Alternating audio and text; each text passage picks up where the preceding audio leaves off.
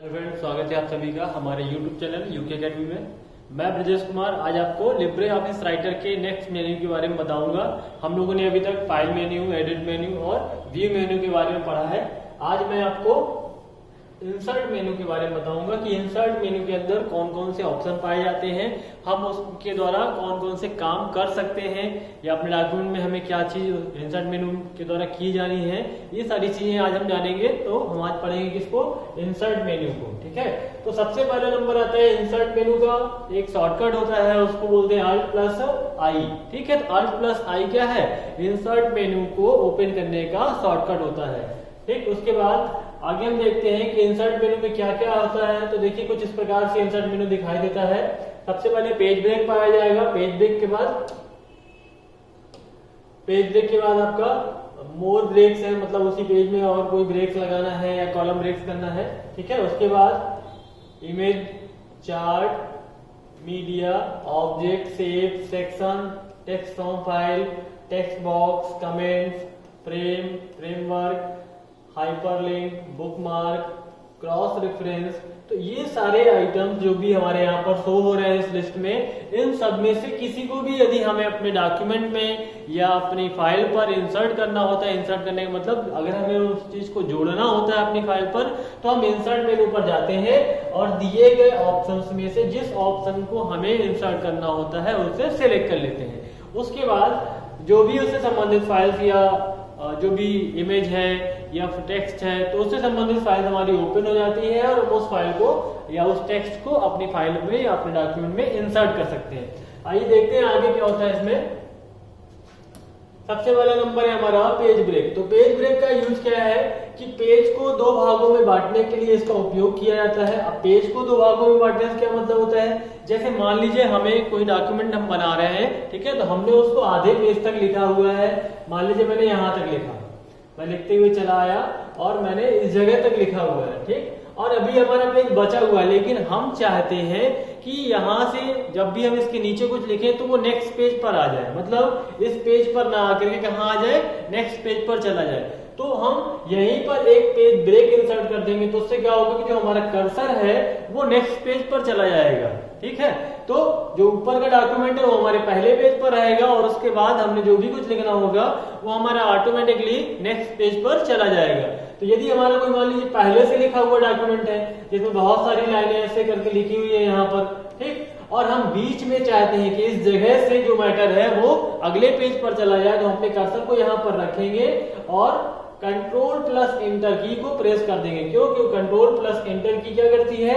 Page break करने का काम करती है। ठीक है, तो जब भी हमें पेज ब्रेक करना है तो हम शॉर्टकट की Ctrl+Enter या इंसर्ट मेन्यू में दिए गए ऑप्शन पेज ब्रेक का यूज करते हैं। अब आगे देखते हैं आगे क्या है इसमें। मोर ब्रेक्स। तो जब भी आप पेज ब्रेक होता है तो पेज ब्रेक का आप डायरेक्टली यूज कर सकते हैं। यदि आपको और भी ब्रेक्स होते हैं जैसे कॉलम ब्रेक्स वगैरह होते हैं, उनको अगर आपको यूज करना है तो आप नीचे दिए गए ऑप्शन मोर ब्रेक्स का यूज करेंगे। इसमें निम्नलिखित ऑप्शन दिए हैं। सबसे पहला दिया हुआ है इंसर्ट मैनुअल रो ब्रेक। तो इसका ऑप्शन है आपका Shift+Enter। तो जिस लाइन में हम टेक्स्ट लिख रहे हैं उसे छोड़कर उसके नीचे कर्सर, मतलब जिस लाइन पर हम लिख रहे हैं अगर हम उससे नीचे अगली लाइन पर जाना चाहते हैं तो हम इंसर्ट मैनुअल रो ब्रेक का यूज करते हैं। इसका शॉर्टकट की क्या है? Shift+Enter। मान लीजिए मैं यहाँ पर लिख रहा था और मुझे यहाँ से नीचे आना होता तो मैं Shift+Enter दबाता तो क्या होता? हम मैनुअली नीचे अगली लाइन पर आ जाते। उसके बाद अगला नंबर है हमारा इंसर्ट कॉलम ब्रेक्स। तो इंसर्ट कॉलम ब्रेक का यूज करते हैं Ctrl+Shift+Enter। कॉलम्स का क्या मतलब होता है? जैसे आप लोग न्यूज़पेपर देखते हैं तो न्यूज़पेपर में जो भी खबर होती है, जो भी न्यूज होती है, तो हेडिंग तो मेन ऊपर लिखी रहती है, लेकिन जो उसमें मेन न्यूज होती है वो नीचे कॉलम्स में लिखी रहती है। ऐसे कॉलम डिवाइड रहते हैं। ठीक, यहाँ ऊपर मेन हेडिंग रहेगी और जो न्यूज होती है वो नीचे कॉलम्स में लिखी रहती है। तो इस प्रकार से अगर हम कॉलम ब्रेक अपने डॉक्यूमेंट में करना चाहते हैं, मतलब कई कॉलम्स में अपने डॉक्यूमेंट को बनाना चाहते हैं, तो कॉलम ब्रेक का यूज करते हैं। ठीक है, अब आगे बात करते हैं कॉलम ब्रेक के बाद अब आएगा नंबर आपका मैनुअल ब्रेक। तो मैनुअल ब्रेक में आपके तीनों ऑप्शन आ जाते हैं। आप चाहे तो पेज ब्रेक कर लें, आप चाहे तो रो ब्रेक कर लें, आप चाहे तो कॉलम ब्रेक कर सकते हैं। तो इस ऑप्शन के द्वारा आप तीनों को मैनुअली यूज कर सकते हैं, मतलब स्वयं उस जगह पर जाकर के ब्रेक कर सकते हैं। और अगर डायरेक्टली आप एक एक को करना चाहते हैं, मान लीजिए आप केवल पेज ब्रेक करना चाहते हैं तो पहले ऑप्शन को चुनेंगे, रो ब्रेक करना चाहते हैं तो इंसर्ट मैनुअल रो ब्रेक का यूज करेंगे, कॉलम ब्रेक करना चाहते हैं तो इंसर्ट कॉलम ब्रेक का यूज करते हैं। मैनुअल ब्रेक में आपको तीनों ही ब्रेक मिल जाते हैं, पेज ब्रेक, लाइन ब्रेक तथा कॉलम ब्रेक। इन तीनों का आप मैनुअली प्रयोग भी कर सकते हैं। अगला नंबर है हमारा इसके बाद इमेज। हम अगर अपने डॉक्यूमेंट में किसी भी प्रकार की इमेज जो कि हमारे कंप्यूटर सिस्टम में पड़ी हुई है उसे इंसर्ट करना चाहते हैं तो हम इमेज ऑप्शन का चयन करते हैं। इसके द्वारा क्या होगा, जैसे ही हम इमेज ऑप्शन पर क्लिक करेंगे हमारे पास एक डायलॉग बॉक्स खुल के आ जाता है जो हमारे कंप्यूटर सिस्टम की विभिन्न लोकेशंस पर पड़ी हुई इमेज को हमें अपने डॉक्यूमेंट में इंसर्ट करने में सहयोग करता है। सहयोग कैसे करता है कि जैसे ही वो डायलॉग बॉक्स खुल के आ जाता है तो उस डायलॉग बॉक्स में हमारे जो कंप्यूटर सिस्टम की लोकेशन, जैसे हमारी लाइब्रेरी हो गई, लाइब्रेरी में हमारे डॉक्यूमेंट, पिक्चर, वीडियो, अन्य हमारी जितनी भी डायरेक्टरीज हैं उन डायरेक्टरीज को सभी हम लोग बाईं तरफ देख पाते हैं। और उन डायरेक्टरीज में जब भी हम किसी भी एक डायरेक्टरी में क्लिक कर देंगे तो उस डायरेक्टरी में पड़े हुए जितने भी आइटम्स होते हैं वो हमारे पर जो वर्किंग विंडो होती है वहां पर शो होने लगते हैं। अब उनमें से हम किसी एक पिक्चर का चयन करते हैं और चयन करने के बाद इंसर्ट बटन पर क्लिक कर देते हैं। जैसे ही हम इंसर्ट बटन पर क्लिक करते हैं तो हमारा जो डॉक्यूमेंट है उस पर कर्सर की जो लोकेशन होती है वहां पर एक इमेज अपने आप इंसर्ट हो जाती है। तो यदि हमें इमेज को इंसर्ट करना है तो इमेज ऑप्शन का चयन करते हैं। यदि हम चार्ट बनाना चाहते हैं तो इंसर्ट मेन्यू पर दिए गए चार्ट ऑप्शन पर जाते हैं और वहां से जो भी हमारे 10 टाइप के चार्ट हैं तो उनमें से कोई एक ही हम बनाएंगे, तो किसी भी एक टाइप के चार्ट का चयन कर लेते हैं। उसके बाद अगला नंबर है मीडिया। तो यदि हम अपने डॉक्यूमेंट में फोटो के साथ ऑडियो, वीडियो या जो भी कुछ हम मान लीजिए स्कैनर से स्कैन करके सीधे इंसर्ट करना चाहते हैं तो स्कैन की गई इमेज, इन सभी को हम मीडिया ऑप्शन के द्वारा अपने डॉक्यूमेंट में इंसर्ट कर सकते हैं। अगला नंबर है हमारे पास ऑब्जेक्ट। ऑब्जेक्ट का क्या मतलब होता है, यदि हम अपने डॉक्यूमेंट में कोई फॉर्मूला या ओएलई ऑब्जेक्ट का मतलब होता है जैसे हम मान लीजिए अपने डॉक्यूमेंट में काम कर रहे हैं, काम करते ही समय हमको याद आया कि हमें इसमें एक बीएमपी की फाइल जोड़नी है, मतलब पेंट में कोई काम करना है, उस काम को सीधे यहाँ पर जोड़ना है, मतलब सीधे यहीं पर इंसर्ट करना है। तो हम क्या करते हैं, ऑब्जेक्ट ऑप्शन पर जाते हैं, ओएलई ऑब्जेक्ट पर जाते हैं तो वो हमको विभिन्न एप्लीकेशंस की एक लिस्ट दे देता है। हम जिस पर भी चाहें जाएंगे और उस एप्लीकेशन पर जाकर जो भी काम करेंगे वहां हम उस काम को सेव नहीं करेंगे, सीधे क्लोज कर देंगे। तो जैसे ही हम क्लोज करेंगे तो वो जो भी काम हमने जो भी इमेज वगैरह जो वहां क्रिएट की है वो ऑटोमेटिकली हमारे डॉक्यूमेंट पर अपने आप इंसर्ट हो जाती है।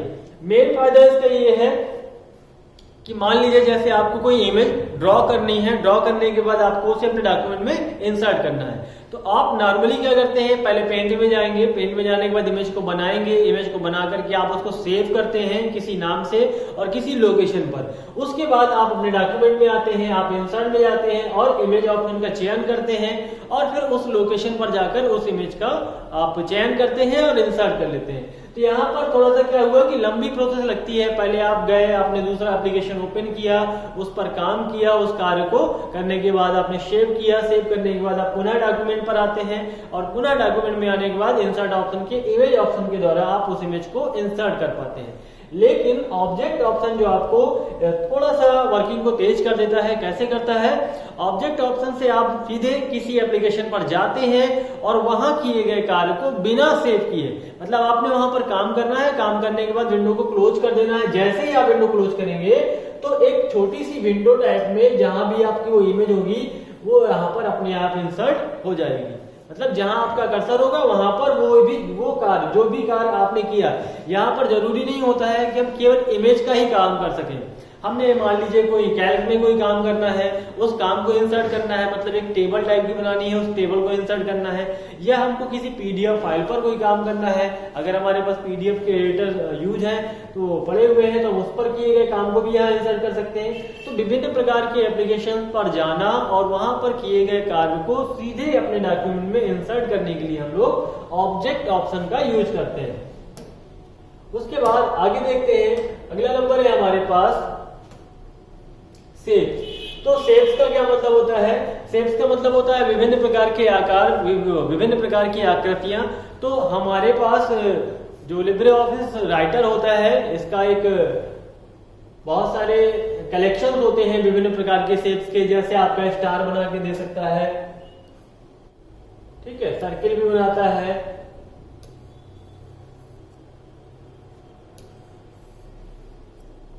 ठीक। तो इस तरह के बहुत सारे शेप्स हमारे पास मौजूद हैं। आपके ट्रिपल सी के एग्जाम में एक बहुत इंपॉर्टेंट क्वेश्चन कभी कभी पूछ लिया जाता है कि लिब्रे ऑफिस राइटर के कलेक्शन में किस प्रकार का शेप नहीं पाया जाता है।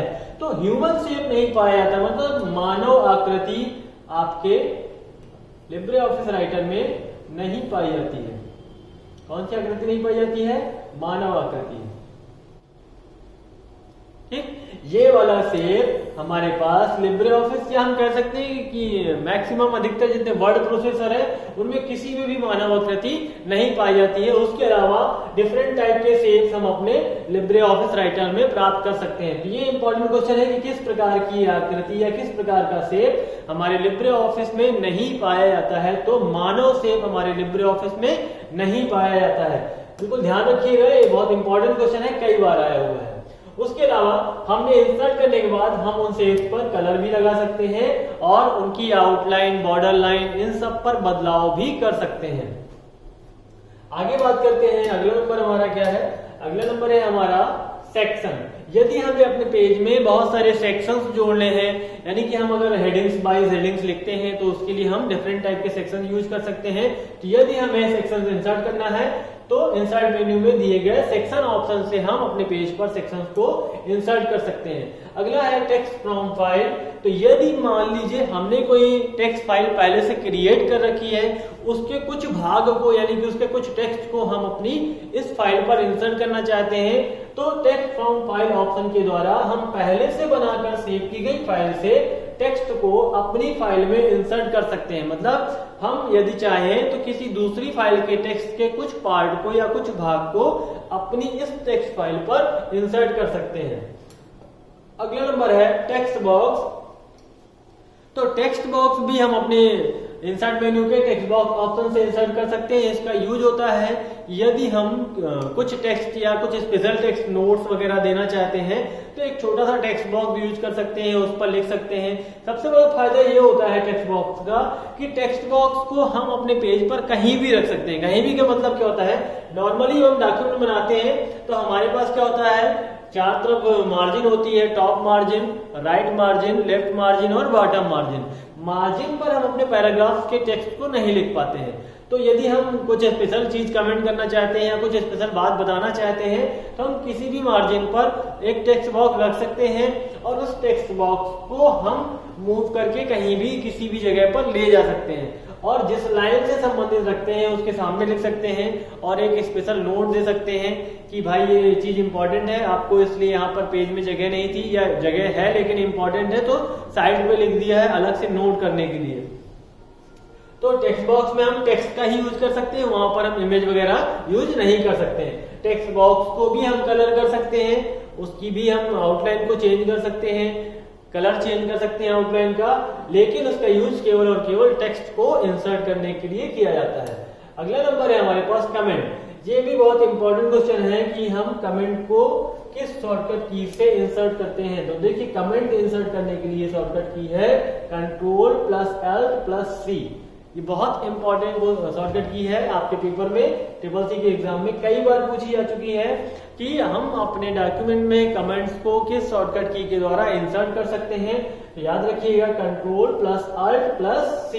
तो इसका यूज क्यों करते हैं, ठीक है, आइए बात करते हैं। इसका यूज किया जाता है किसी भी सिलेक्ट किए गए टेक्स्ट पर कोई कमेंट करने के लिए। तो सिलेक्ट किए गए टेक्स्ट का मतलब क्या होता है, जैसे मान लीजिए हमने कोई बहुत बड़ा डॉक्यूमेंट लिखना है और हम उस डॉक्यूमेंट में बहुत सारी चीजों का यूज करते हैं, ठीक। तो अब मान लीजिए हम किसी एक शब्द के बारे में कुछ डिटेल में बताना चाहते हैं या कुछ छोटी सी अपनी टिप्पणी देना चाहते हैं, हम केवल इस शब्द के बारे में लिखने के लिए यहाँ पर एक लाइन नहीं बर्बाद करते। हम क्या करते हैं, शब्द को सिलेक्ट करते हैं और कमेंट ऑप्शन पर जाते हैं तो इससे रिलेटेड एक टिप्पणी यहाँ पर साइड पे लिख जाती है, एक बॉक्स बन जाता है, वहां पर हम उस कमेंट को लिख सकते हैं। जब भी कभी कोई व्यक्ति या कोई अदर व्यक्ति इस डॉक्यूमेंट को ओपन करता है तो यहाँ पर एक रेड डॉट शो होता है, जिससे पता चल जाता है कि इस शब्द पर कोई ना कोई कमेंट दिया गया है। और जैसे ही वो माउस कर्सर को यहाँ लेके आता है तो उसको वो कमेंट हाईलाइट होने लगता है, ऊपर यहाँ पर शो होने लगता है। तो कमेंट का यूज किसी भी शब्द के बारे में जब कोई टिप्पणी करनी होती है तो हम कमेंट ऑप्शन के द्वारा हम उस टिप्पणी को वहां पर नोट डाउन कर सकते हैं। अगला ऑप्शन है हमारे पास फ्रेम। यदि हमें अपने डॉक्यूमेंट में विभिन्न प्रकार के फ्रेम्स इंसर्ट करने हैं तो फ्रेम ऑप्शन का यूज करते हैं। अगला ऑप्शन है फॉन्ट वर्क। तो फॉन्ट वर्क यहाँ पर लिब्रे ऑफिस में नाम दिया गया है, एमएस वर्ड में इसे हम लोग वर्ड आर्ट के नाम से जानते थे।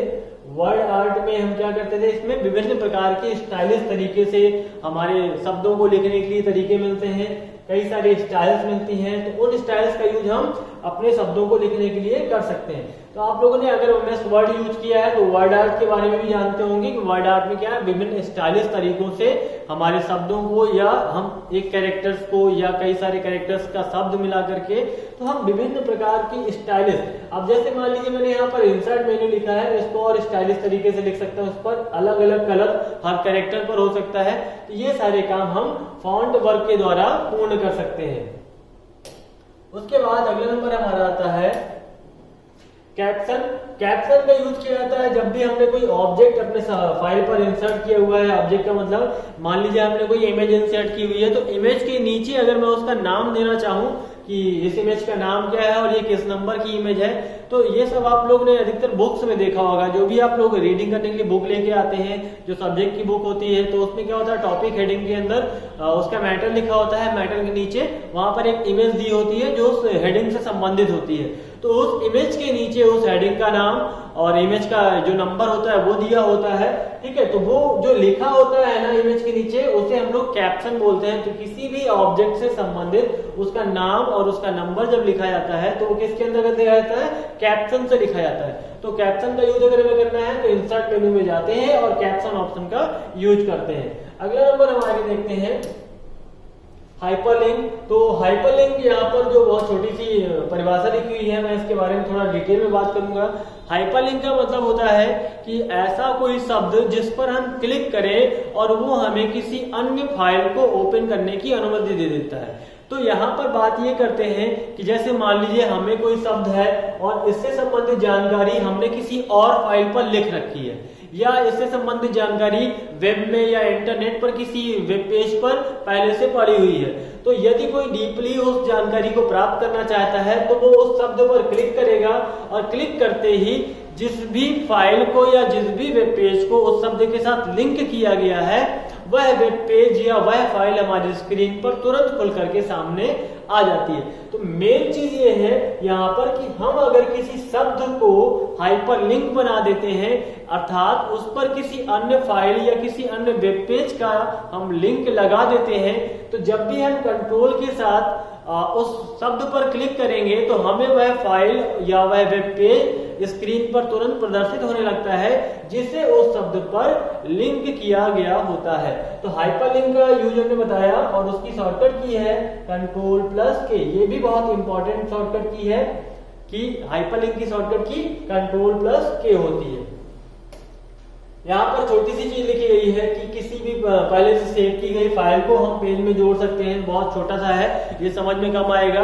आप अगर HTML के बारे में थोड़ी सी नॉलेज रखते हैं तो HTML में किस प्रकार से हाइपरटेक्स्ट का प्रयोग किया जाता है, वहां पर किस प्रकार से हम लोग जब नेट चलाते हैं तो वेबसाइट्स में जो भी वर्ड्स पर हम क्लिक करते हैं तो उससे रिलेटेड वेबसाइट अगला वेब पेज ओपन हो जाता है। तो उसी प्रकार से यहाँ पर भी है कि जिस शब्द में हम क्लिक करेंगे तो उससे रिलेटेड फाइल या वेब पेज ओपन होने लगता है। आगे देखते हैं हाइपरलिंक के बाद नंबर आता है बुकमार्क का। तो बुकमार्क का यूज किया जाता है किसी भी सिलेक्ट किए गए शब्द का हम कोई नाम रख दें और उसको एक प्रकार से लिस्ट कर सकते हैं बुकमार्क में। तो बुकमार्क में जब हम जैसे मान लीजिए हमने हेडिंग्स यूज की हैं तो हेडिंग्स को हमने अलग अलग नाम दे रखे होते हैं, तो जिस भी नाम से हम उसको सेव करते हैं, जब हम बुकमार्क में जाकर के उस नाम पर क्लिक करते हैं तो हम अपने डॉक्यूमेंट की उसी लोकेशन पर सीधे पहुंचते हैं जिस लोकेशन को वह नाम दिया गया होता है। यहाँ वही बात कर रहा है, सिलेक्ट किए गए टेक्स्ट का कोई नाम रखकर एक पेज से दूसरे पेज पर जाने के लिए इसका उपयोग किया जाता है। तो इसका रीजन क्या है, जैसे मान लीजिए हमने 100 पेज का डॉक्यूमेंट बनाया हुआ है और हमको 52 नंबर के पेज पर किसी हेडिंग पर जाना है, तो यदि हमने हर पेज की हेडिंग्स को बुकमार्क के रूप में सेव कर रखा होगा तो हम क्या करेंगे, बुकमार्क ऑप्शन पर जाएंगे और जिस भी इच्छित हेडिंग पर हम जाना चाहते हैं, मतलब जिस हेडिंग पर हम जाना चाहते हैं, अगर हमने उसको बुकमार्क बना रखा है तो बुकमार्क में जाएंगे, उस हेडिंग पर जैसे ही आप क्लिक करेंगे तो आप 52 नंबर के पेज पर सीधे उस हेडिंग पर पहुंच जाएंगे जहां आप जाना चाहते हैं। मतलब आपको 1 नंबर के पेज से लेकर के 52 नंबर तक जाने के लिए स्क्रॉल करने की आवश्यकता नहीं है कि आप एक एक करके जाते जा रहे हैं, एक एक पेज करते हुए जाते आ रहे हैं। अभी 100 पेज की बात कर रहा हूं, अगर 1000 पेज का डॉक्यूमेंट होगा तो आपको बहुत समय लग जाएगा सीधे उस पेज पर जाने के लिए। तो आपको अगर हेडिंग्स हैं या और भी चीजें होती हैं जिनको हम बुकमार्क के रूप में सेव कर सकते हैं, तो यदि आपको हेडिंग्स वगैरह याद हैं तो आप बुकमार्क में जाएंगे और सीधे उस हेडिंग पर क्लिक करेंगे और अपने लोकेशन पर पहुंच जाते हैं। अगला नंबर हमारा आता है क्रॉस रेफरेंस। तो क्रॉस रेफरेंस क्या करता है, हेडिंग्स, पैराग्राफ, बुकमार्क इत्यादि के माध्यम से एक पेज से दूसरे पेज पर जाने का आपको लिंक देता है। तो इसका एक यूज होता है, जैसे आप इंडेक्स क्रिएट करते हैं तो इंडेक्स में क्या होता है, चैप्टर के नाम होते हैं और पेज नंबर पड़ा होता है, तो आप जान जाते हैं कि आपका 7वें नंबर पे ये चैप्टर है, आपका 10वें नंबर के पेज पर ये वाला चैप्टर चालू होता है। तो उसी प्रकार से हम क्या करते हैं कि अपने डॉक्यूमेंट के स्टार्टिंग पेज पर क्रॉस रेफरेंस में हेडिंग्स, पैराग्राफ या बुकमार्क का यूज कर लेते हैं, वहां पर उसको नोट डाउन कर लेते हैं। नोट डाउन कैसे होता है, क्रॉस रेफरेंस के द्वारा होता है और उन पर लिंक लगा होता है उस हेडिंग पर या उस पैराग्राफ पर या उस बुकमार्क पर जाने का जहां आप जाना चाहते हैं। तो जैसे ही आप उस हेडिंग पर जो भी वहां पर लिखी है उस पर क्लिक करेंगे तो आप सीधे पहुंच जाएंगे। बुकमार्क इन चीजों को बुकमार्क के अंदर अपने अंदर रखता है। क्रॉस रेफरेंस में जैसे हम इन चीजों को चाहें तो अपने पेज पर किसी भी लोकेशन पर इंसर्ट कर सकते हैं और उस जगह पर से हम जब क्लिक करते हैं तो उस लोकेशन पर पहुंच जाते हैं जहां की वो हेडिंग दी गई होती है। अगला नंबर है हमारे पास स्पेशल कैरेक्टर्स। तो स्पेशल कैरेक्टर्स में कई सारे सिंबल्स ऐसे होते हैं जो हमारे कीबोर्ड में नहीं दिए गए होते हैं। यदि हम उन सिंबल्स को अपने डॉक्यूमेंट में इंसर्ट करना चाहते हैं, जैसे हम कई सारे मैथमेटिकल फॉर्मूलेज यूज करते हैं, तो उन फॉर्मूलों में बहुत सारे अलग अलग टाइप के सिंबल्स होते हैं जो कीबोर्ड में नहीं दिए गए होते हैं। तो उन सिंबल्स को अगर हम ऐड करना चाहते हैं तो स्पेशल कैरेक्टर ऑप्शन के द्वारा हम उन्हें अपने डॉक्यूमेंट में इंसर्ट कर सकते हैं। इसके बाद अगला नंबर है हमारा formatting mark. Formatting mark insert करने के लिए इसका उपयोग किया जाता है। इसके कई सारे ऑप्शन हैं। ये है हमारा formatting mark, insert non breaking space, insert non breaking hyphen. तो ये जो फॉर्मेटिंग मार्क होता है ये प्रिंट नहीं होता है, क्या होता है, ये नॉन प्रिंटिंग कैरेक्टर होता है। ये अधिकतर पैराग्राफ जहां समाप्त हो रहा होता है वहां पर शो होता है, ठीक है। तो इसके कई सारे ऑप्शन हैं। इसके बाद अगला नंबर हमारा आता है हॉरिजॉन्टल लाइन। तो यदि हम अपने टेक्स्ट के नीचे एक सीधी लाइन, मान लीजिए हम ऐसी लाइन खींचना चाहते हैं, टेक्स्ट के नीचे मान लीजिए मेरा टेक्स्ट है, मैं यहाँ पर एक सीधी लाइन यहाँ खींचना चाहता हूं, तो हम हॉरिजॉन्टल लाइन ऑप्शन के द्वारा एक लाइन को यहाँ पर इंसर्ट कर सकते हैं। उसके बाद अगला नंबर है हमारा foot note and and note. Foot note और एंड नोट यहाँ पर दो चीजें होती हैं जिन्हें हम अपने डॉक्यूमेंट में इंसर्ट कर सकते हैं। फुट नोट हम हर पेज के आखिर में इंसर्ट कर सकते हैं तथा एंड नोट को हम डॉक्यूमेंट के आखिर में इंसर्ट करते हैं। मतलब जो फुट नोट होता है वो हर टेक्स्ट पेज पर हम अगर मान लीजिए इससे संबंधित कोई चीज नोट करना चाहते हैं, मान लीजिए वर्ड है, इससे रिलेटेड हम कुछ टिप्पणी या छोटी सी बात नीचे यहाँ पर लिखना चाहते हैं, तो अगर हम हर पेज पर कुछ ऐसा लिखना चाहते हैं, मान लीजिए इस पेज का ऑप्शन ये है कि इस पेज की चीजें हैं तो यही लिखना है। अगर 2-3 चीजें हैं तो मान लीजिए इसके बारे में लिखना है तो फुटनोट 2 आ जाएगा। ये फुटनोट 1 है, वो फुटनोट 2 यहाँ पर शो होने लगता है। लेकिन यदि हम एंड नोट के रूप में इंसर्ट करते हैं तो एंड नोट कहाँ इंसर्ट होता है, जहां पर आपके डॉक्यूमेंट का सबसे आखिरी कैरेक्टर टाइप हुआ होगा उसके बाद एंड नोट इंसर्ट होता है, भले ही वो चाहे तीसरे, चौथे, 5वें पेज का ऑप्शन हो। मान लीजिए हम इस चीज के बारे में जो भी हमारा यहाँ मैटर है, इस जैसे मान लीजिए हमने ये वर्ड लिखा हुआ है एंड नोट, इसके बारे में कुछ जानकारी देना चाहते हैं, लेकिन हम चाहते हैं कि इसकी जानकारी डॉक्यूमेंट पढ़ने के बाद मिले, मतलब सबसे लास्ट में मिले, तो हम एंड नोट के रूप में उसका इंसर्ट करेंगे। यदि हम फुटनोट के रूप में इंसर्ट करते हैं तो हर पेज के लास्ट में इंसर्ट हो जाता है, और अगर हम एंड नोट के रूप में इंसर्ट करते हैं तो डॉक्यूमेंट के सबसे लास्ट में इंसर्ट होता है। तो ये बहुत बड़ा अंतर है यहाँ पर फुटनोट और एंड नोट में, इसको याद रखिएगा। क्योंकि इन नोट से रिलेटेड क्वेश्चन पूछ लिया जाता है कि इन नोट डॉक्यूमेंट में कहां पर इंसर्ट किया जाता है। तो एंड नोट डॉक्यूमेंट के लास्ट में इंसर्ट किया जाता है और फुट नोट डॉक्यूमेंट में हर पेज के लास्ट पर इंसर्ट किया जा सकता है। अगला ऑप्शन है हमारा table of contents. Table of content मतलब विषय सूची और इंडेक्स, सेम चीजें हैं मगर थोड़ा सा अंतर है दोनों में, विषय सूची और इंडेक्स। इंडेक्स को भी हम लोग विषय सूची की तरह यूज करते हैं, तो अगर हम इनका यूज करना चाहते हैं तो इंसर्ट मेनू में जाएंगे और table of content and index का यूज करते हैं। अब दोनों में अंतर क्या है ये भी देख लेते हैं।